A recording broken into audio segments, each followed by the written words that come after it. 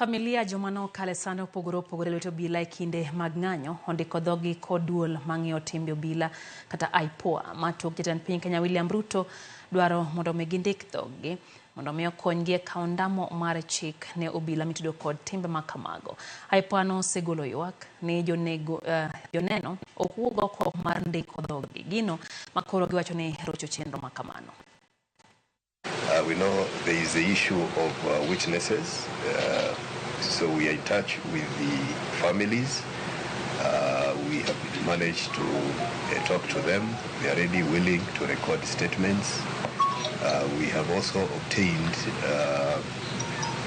other witnesses who are willing to record statements. This is why we have come presented them to IPOA so that they can record statements and then IPOA can process and take that process forward. As we know right now, whatever they are going through and whatever they have gone through is not warranted. It should not have happened. Even going through, the whole process of a peaceful protest.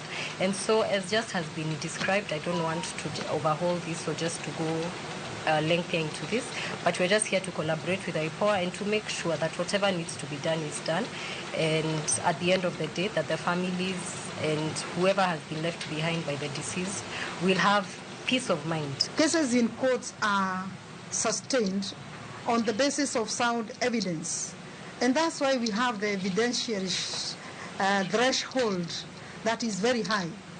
Especially the evidentiary threshold on criminal matters is beyond reasonable doubt. So you make a mistake and that matter will be thrown out. And therefore witnesses are a critical aspect of ensuring we have sound evidence that can be sustained in court if we get to the level of prosecution. And therefore thank you, Voco Africa, for mobilizing witnesses so that we are able to advance investigations so that justice can be served to the families of those Kenyans, those